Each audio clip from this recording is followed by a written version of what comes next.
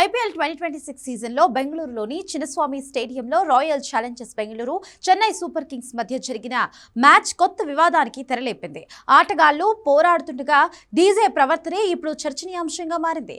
తమను కించపరిచేలా పాటలు, వ్యాఖ్యలు చేశారంటూ సీఎస్కే యాజమాన్యం బీసీసీఐకి అధికారికంగా ఫిర్యాదు చేసింది. వివాదానికి ప్రధాన కారణం దోశ, ఇడ్లీ, సాంబార్, చట్నీ పాట. ఇది దక్షిణ భారతీయులను, ముఖ్యంగా తమిళులను గేలి చేసేందుకు సోషల్ మీడియాలో వాడే ట్రాక్. అటువంటి దానిని అధికారిక ఐపీఎల్ మ్యాచ్లో సీఎస్కే ఆడుతున్నప్పుడు ప్లే చేయడం బ్యాడ్ టేస్ట్ అని చెన్నై యాజమాన్యం మండిపడుతోంది. కేవలం వినోదం కాదని ఇది ప్రాంతీయ వివక్ష అని వారు ఫిర్యాదులో పేర్కొన్నారు. డీజే ప్రవర్తనపై సీఎస్కే తీవ్ర అభ్యంతరం వ్యక్తం చేసింది.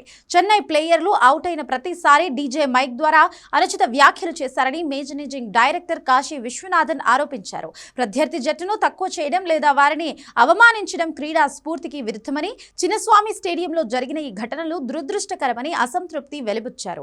గతంలోనూ ఇలాంటివి జరిగాయని బీసీసీఐ కఠిన చర్యలు తీసుకోవాలని ఆయన కోరారు.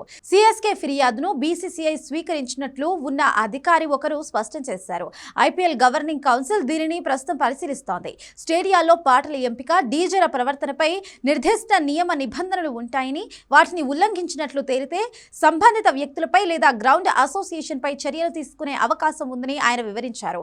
ఈ వివాదం సోషల్ మీడియాలో ఫ్యాన్స్ వార్ కి దారితీసింది. ఇది స్టేడియం ఉత్సాహానికే అని ఆర్సీబీ అభిమానులు వాదిస్తుండగా, తమ జట్టును అవమానించడమేనని సీఎస్కే అభిమానులు ఆగ్రహం వ్యక్తం చేస్తున్నారు. ప్రస్తుతం ఐపీఎల్ 2026 పాయింట్ల పట్టికలో ఆర్సీబీ అగ్రస్థానంలో ఉండగా సీఎస్కే 8వ స్థానంలో ఉంది. ఈ డీజే వివాదం లీగ్లో మరింత వేడిని పెంచింది. బీసీసీఐ నిర్ణయం కోసం క్రీడా వర్గాలు ఆసక్తిగా ఎదురుచూస్తున్నాయి.